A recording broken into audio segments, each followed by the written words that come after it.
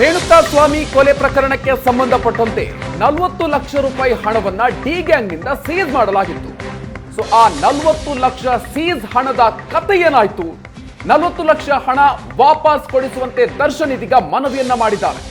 Seize ಮಾಡಿದ್ದ ಹಣವನ್ನ ವಾಪಸ್ ಕೊಡಿ ಅಂತ ಆರೋಪಿ ದರ್ಶನ್ ಅರ್ಜಿಯನ್ನ ಹಾಕಿದ್ದಾರೆ.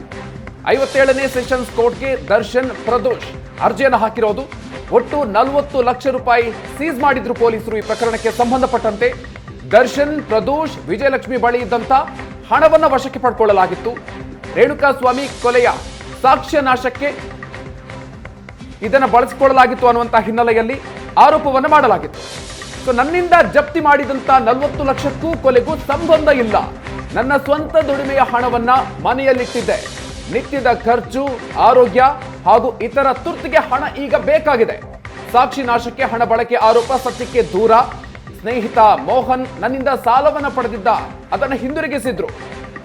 ಮಗಳ ಆಲ್ಬಮ್ ರಿಲೀಸ್ಗಾಗಿ ಮೋಹನ್ ಸಾಲವನ್ನ ಪಡೆದಿದ್ರು. ಕೊಲೆಗೂ 1 ತಿಂಗಳ ಮುನ್ನವೇ ಹಣವನ್ನ ವಾಪಸ್ ನೀಡಿದ್ರು. ಹಣದ ವ್ಯವಹಾರ ನಡೆಯುವಾಗ ರೇಣುಕಾಸ್ವಾಮಿ ಯಾರಂತಲೇ ಗೊತ್ತಿರಲಿಲ್ಲ. 40 ಲಕ್ಷ ಸಾಕ್ಷ್ಯದ ಸಂಚಿನ ಭಾಗ ಎಂಬ ಆರೋಪ ಸರಿಯಲ್ಲ ಅಂತ ಹೇಳಿದ್ದಾರೆ ಈ ಅರ್ಜಿಯಲ್ಲಿ. ಪೊಲೀಸರ ವಶದಲ್ಲಿರುವ 40 ಲಕ್ಷ ಬಿಡುಗಡೆ ಮಾಡಿಸಿ ಅಂತ ಕೋರ್ಟ್ ಎದುರು ಆರೋಪಿ ದರ್ಶನ್ ಮನವಿಯನ್ನ ಮಾಡಿದ್ದಾರೆ. ಈ ಬಗ್ಗೆ ಇನ್ನಷ್ಟು ಡೀಟೇಲ್ಸ್ ಕೊಡ್ತಾರೆ ನಮ್ಮ ಪ್ರತಿನಿಧಿ ರಮೇಶ್ ಇದೀಗ ನಮ್ಮ ಜೊತೆಗೆ ನೇರ ಸಂಪರ್ಕದಲ್ಲಿ ಜಾಯ್ನ್ ಆಗ್ತಾ ಇದ್ದಾರೆ. ರಮೇಶ್, ಇದೀಗ ದರ್ಶನ್ ಹಾಗೂ ಗ್ಯಾಂಗ್ನಿಂದ ವಶಕ್ಕೆ ಪಡ್ಕೊಂಡಿದ್ದಂತಹ 40 ಲಕ್ಷ ಹಣವನ್ನು ವಾಪಸ್ ಕೊಡಿ ಅಂತ ಅರ್ಜಿಯನ್ನು ಹಾಕಿರೋದು. ಸೊ ಈ ಅರ್ಜಿಗೆ ಯಾವ ರೀತಿಯಾಗಿರುವಂತಹ ಒಂದು ಉತ್ತರ ಸಿಗಬಹುದು? 40 ಲಕ್ಷ ವಾಪಸ್ ಆಗುವಂತ ಸಾಧ್ಯತೆ ಎಷ್ಟು ಮಟ್ಟಿಗಿದೆ ಅಂತ? ಮಧುಕರ್, ದರ್ಶನ್ ಜಾಮೀನು ಪಡೆದು ಹೊರಗಡೆ ಬಂದ ನಂತರ ಈ ಒಂದು ಪ್ರಕರಣದಲ್ಲಿ ಒಂದಷ್ಟು ಅರ್ಜಿಗಳನ್ನು ಹಾಕುವ ಮೂಲಕ ಅಂದರೆ ಏನು ಕಂಡೀಷನ್ಸನ್ನು ಅಂದರೆ ಅದಕ್ಕೆ ರಿಲ್ಯಾಕ್ಸೇಷನ್ ಮಾಡಿ ಮೈಸೂರಿಗೆ ಹೋಗಬೇಕು ಅನ್ನೋಂಥ ಅರ್ಜಿಗಳನ್ನು ಸಲ್ಲಿಸಿದ್ರು. ಅದರ ಜೊತೆಗೆ ಈ ಒಂದು ಕೇಸ್ ತನಿಖೆ ಮಾಡುವಂಥ ಸಂದರ್ಭದಲ್ಲಿ ಪೊಲೀಸರು 40 ಲಕ್ಷ ರೂಪಾಯಿ ಹಣವನ್ನು ಏನು ಸೀಸ್ ಮಾಡಲಾಗಿದ್ದು, ದರ್ಶನ್ ಮನೆಯಲ್ಲಿ 37 ಲಕ್ಷ, ಜೊತೆಗೆ ಅವರ ಮೈಸೂರಿನಲ್ಲಿ ಇಟ್ಟಿದ್ರು ಎನ್ನಲಾದ ಹಣವನ್ನು ವಿಜಯಲಕ್ಷ್ಮಿ ಅವರ ಮೂಲಕ ಕರೆಸಿಕೊಂಡಂಥ ಒಟ್ಟು 40 ಲಕ್ಷ ಹಣ ಏನಿತ್ತು ಆ ಹಣವನ್ನು ವಾಪಸ್ ಕೊಡಬೇಕು ಅನ್ನುವಂಥದ್ದು. ಅಂದ್ರೆ ಪೊಲೀಸರು ತನಿಖೆ ಮಾಡುವಂತಹ ಸಂದರ್ಭದಲ್ಲಿ ಈ ಹಣವನ್ನ ಸಾಕ್ಷಿಗಳಿಗೆ ಕೊಡ್ಲಿಕ್ಕೋಸ್ಕರ ಅಥವಾ ಈ ಒಂದು ಏನೋ ಮೂವರು ಕಾರ್ತಿಕ್, ನಿಖಿಲ್, ಕೇಶವ್ ಅನ್ನುವಂಥ ಮೂವರನ್ನ ಪೊಲೀಸರ ಮುಂದೆ ಸರೆಂಡರ್ ಮಾಡಿಸಿ ಒಂದು ಕಥೆಯನ್ನ ಕಟ್ಟಿದ್ರು.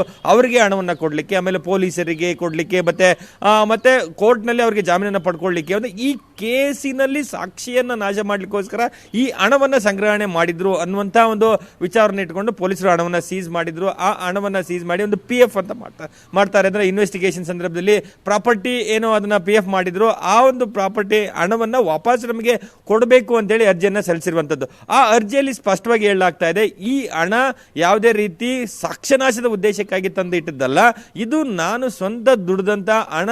ಈ ಒಂದು ಕೇಸು ಏನು ದಾಖಲಾಗೋದಕ್ಕಿಂತ 3 ತಿಂಗಳ ಮುನ್ನವೇ ಒಂದು ಮೋಹನ್ ರಾಜ್ ಅನ್ನೋದವರಿಗೆ, ಆತ ಮಾಜಿ ಉಪಮೇಯರ್ ಆಗಿರುವಂತದ್ದು ಮತ್ತೆ ದರ್ಶನ್ಗೆ ಸ್ನೇಹಿತರಾಗಿರುವಂತದ್ದು, ಮೋಹನ್ ರಾಜ್ ಅವರು ತನ್ನ ಮಗಳ ಒಂದು ಮ್ಯೂಸಿಕ್ ಆಲ್ಬಮ್ ಅನ್ನ ರಿಲೀಸ್ ಮಾಡುವಂತ ವಿಚಾರದಲ್ಲಿ ಹಣ ಬೇಕು ಅಂತೇಳಿ ತನ್ನ ಬಳಿ ಸಾಲವನ್ನ ಪಡ್ಕೊಂಡಿದ್ರು. ಅದಾದ ನಂತರ ಅದನ್ನ 2 ತಿಂಗಳ ನಂತರ ಅಂದ್ರೆ ಕೊಲೆ ನಡೆಯೋದಕ್ಕಿಂತ 1 ತಿಂಗಳ ಮುಂಚೆ ಹಣವನ್ನ ವಾಪಸ್ ಕೊಟ್ಟಿದ್ರು. ಆ ಹಣ ತನ್ನ ಮನೆಯಲ್ಲಿತ್ತು. ಈ ಸಂದರ್ಭದಲ್ಲಿ ಆ ಹಣವನ್ನ ಪೊಲೀಸರು ಸಾಕ್ಷಿನಾಶಕ್ಕೋಸ್ಕರ ಇದನ್ನ ಇಟ್ಟಿದ್ರು ಅಂತೇಳಿ ಒಂದು ಏನ್ ಮಾಡ್ತಿದ್ದಾರೆ, ಅದು ಸರಿಯಲ್ಲ. ಇದು ನನ್ನೊಂದು ಹಾರ್ಡ್ ಅರ್ನ್ ಮನಿ. ಈಗ ಸದ್ಯಕ್ಕೆ ನನಗೆ ಸ್ವಂತ ಅಂದ್ರೆ ದಿನಬಳಕೆಯ ಖರ್ಚಿಗೆ, ಜೊತೆಗೆ ಆರೋಗ್ಯದ ವಿಚಾರದಲ್ಲಿ ಬೇರೆ ಬೇರೆ ಕಾರಣಕ್ಕಾಗಿ ಹಣದ ತುರ್ತಾಗಿ ಬೇಕಾಗಿರುವಂತಹ ಹಣವನ್ನು ವಾಪಸ್ ಕೊಡಬೇಕು ಅಂತ ಅರ್ಜಿಯನ್ನು ಸಲ್ಲಿಸಿದ್ರೆ ಸಂಬಂಧಪಟ್ಟಂತೆ.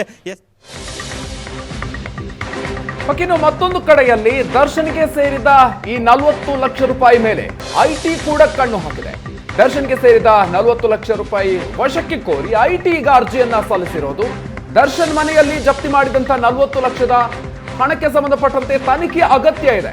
40 ಲಕ್ಷದ ಮೂಲ, ಅದರ ಅಧಿಕೃತತೆಯ ಕುರಿತು ತನಿಖೆಯನ್ನ ನಡೆಸಬೇಕಾಗಿದೆ ಅಂತ ಕೋರ್ಟ್ಗೆ ಆದಾಯ ತೆರಿಗೆ ಇಲಾಖೆ ಪ್ರತ್ಯೇಕವಾಗಿರುವಂತಹ ಅರ್ಜಿಯನ್ನ ಹಾಕಿರೋದು.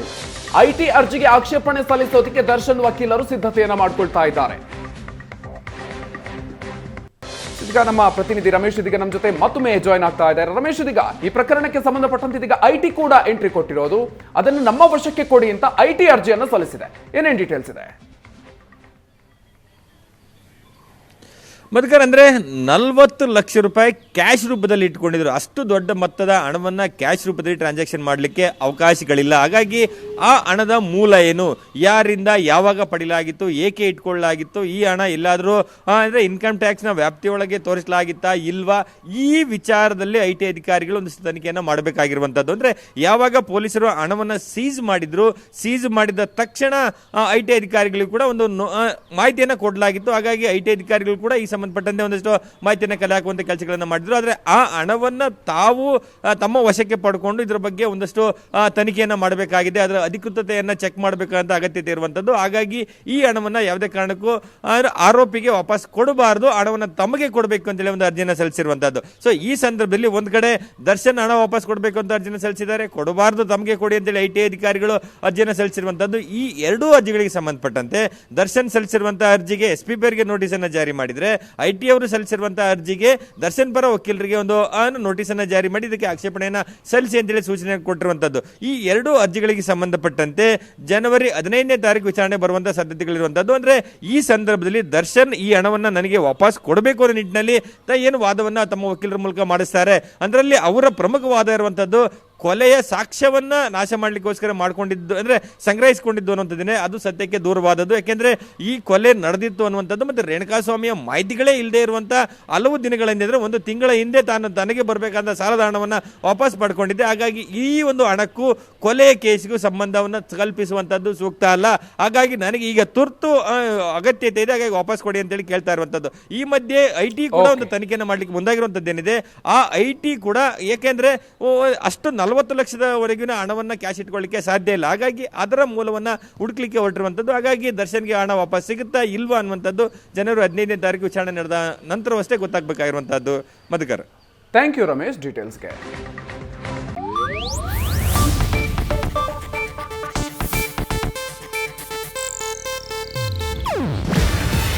ಇದು ಏಷ್ಯಾನೆಟ್ ನ್ಯೂಸ್ ನೆಟ್ವರ್ಕ್ ಪ್ರಸ್ತುತಿ. ನೀವು ನೋಡ್ತಿದ್ದೀರಾ ಏಷ್ಯಾನೆಟ್ ಸುವರ್ಣ ನ್ಯೂಸ್.